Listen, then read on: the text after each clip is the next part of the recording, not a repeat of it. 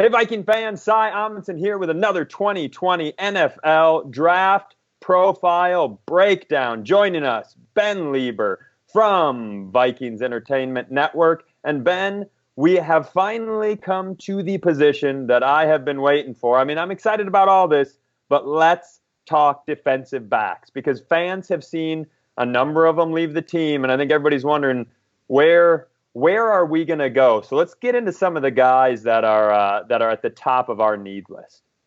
Yeah, I think as everybody sort of looks at the draft at 22 and 25, and you try not to overthink it because it's easy to overthink some of these things because you have nothing but time right now to think about this stuff if you're a football fan. And if you just look at the simplicity of what this team needs, it's offensive line and it's defensive backs. And most importantly, it's going to be quarterbacks. So, yeah, man, I'm excited because I think there's some really good corners in this draft, and we're in a good position to get one of these top quality corners that I think can start right away. And again, we can talk about safeties too. Tell me about a couple of the young guys in the safety class. Well, I think everybody's really high on Grant Delpit right now from LSU, and rightfully so. Play action, look out, down he goes, it's Delpit with a sack. Did Delpit hang on? He did, what an interception. Maybe the last guy you want to throw a football up to the put up the bat. He is a ball-hawking safety here. Delpit can play center field, he can play man, he can blitz, he can come up and run support. He's a former All-American, Jim Thorpe Award winner as the best defensive back in the country. And he has so much position flexibility. I think that's the one thing that really shows out when you watch his tape. You know, he can blitz a little bit on the outside. I don't think he's terribly effective at that, but he can at least be a bigger body that can blitz. He can play in the box. He shows this ability to be the deep center fielder.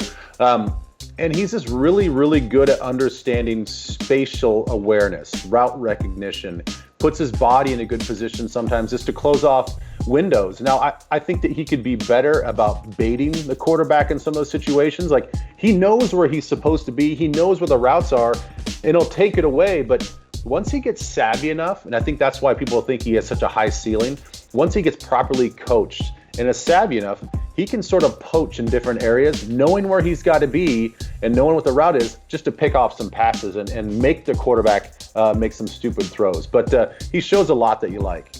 Well, and given that exact thing, like, we have the defensive back teacher in Mike Zimmer here, and one of the things you pointed out and I went and watched the video is his body positioning in any sort of coverage.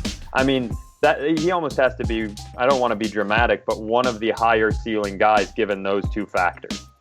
Yeah, and I think that he sort of covers a lot of space because he's a bigger body. He's 6'2", about 215 pounds. So he's got all the ideal height and weight that you're looking for. He looks long. He looks like he covers a lot of ground. And I think from a quarterback's perspective, as he's looking down the field, that's kind of a bigger body, an athletic body in the back end of the defense that you always got to be aware of. And so you can always see him. And I think even that flash of color sometimes can throw the quarterback off. And again, he's got sort of everything you're looking for. And I think that he can fit into this modern NFL where if he has to be down in the box sometimes, he can be that kind of bigger, strong safety feel, smaller linebacker look.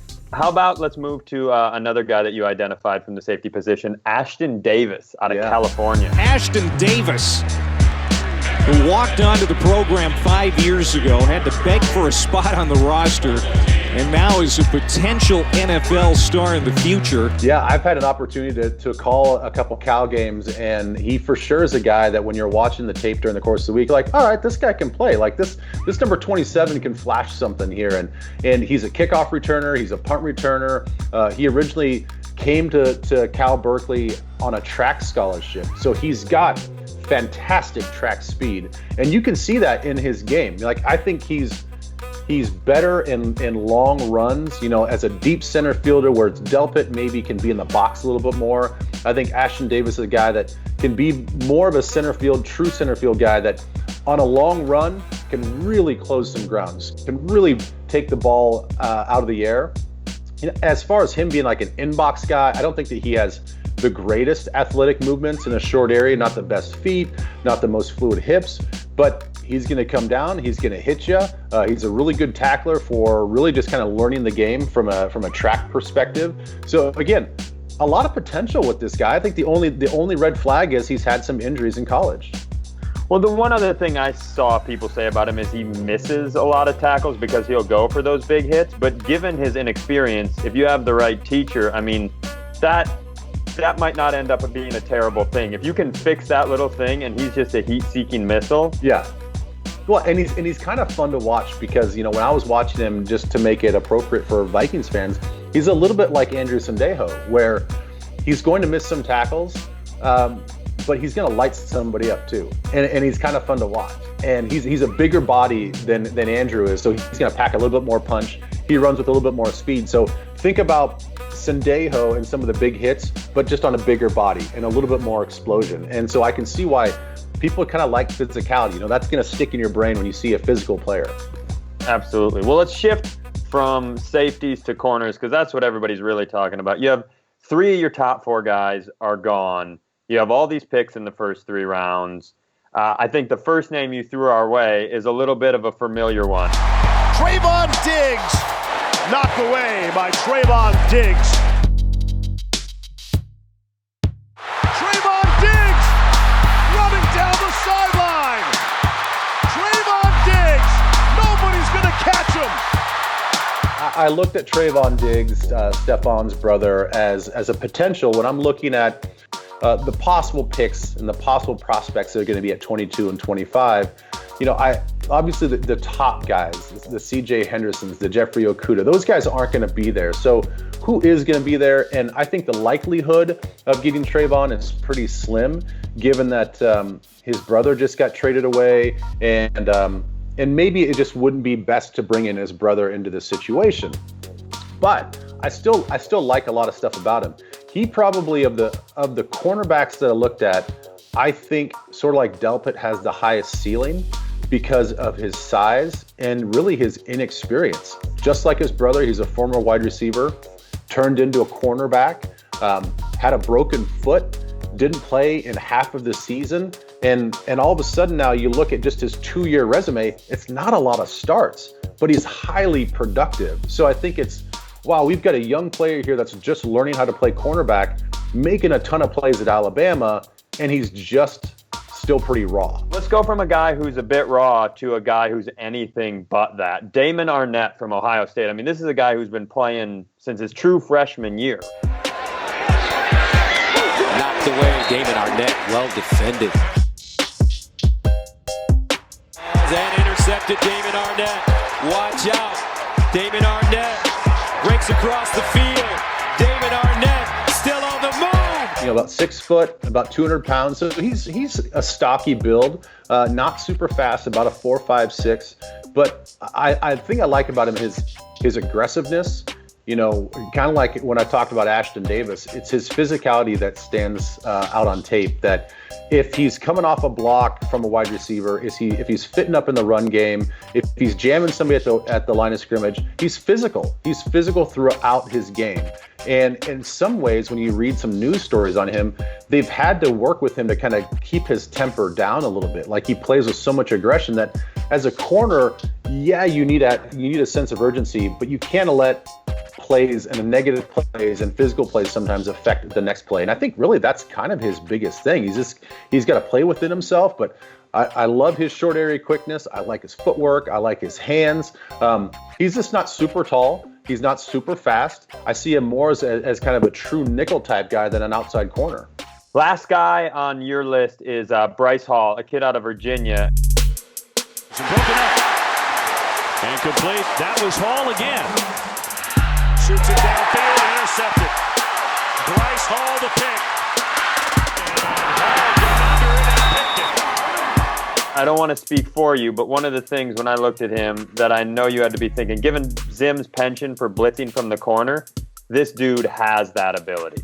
Oh, yeah, he has that ability. Again, kind of like Arnette, has been playing since his true freshman year, a lot of snaps under his belt. And the other thing is, a lot of these college corners will just stick to one side. Either you're just a left corner or a boundary corner or a field corner, however they want to designate it, they stick to one side. But with Bryce Hall, he can play both. He'll flip-flop. Virginia kind of used him as a true shutdown type of corner. So whatever the star receiver was, he was going to follow that guy all around the field. And so he's very comfortable traveling left to right and right to left. He does blitz really well with effectiveness. He has that same thing as Arnette with just that kind of bravado, and he carries himself really well. And as much as I think he has a little bit of physical limitations with his overall speed, somehow, some way, he's always there to make a play. He's so sticky in coverage. He's going to stay on the receivers no matter where they are, and it may not look pretty, but at the end of the day, he's knocking down passes and he's making difference-making plays. I'd love to see what would happen if Zim could get his hands on a guy who's already prepared to be, because that's what you want. When you draft a first-round corner, you want a guy that's going to chase the star receivers all over the field.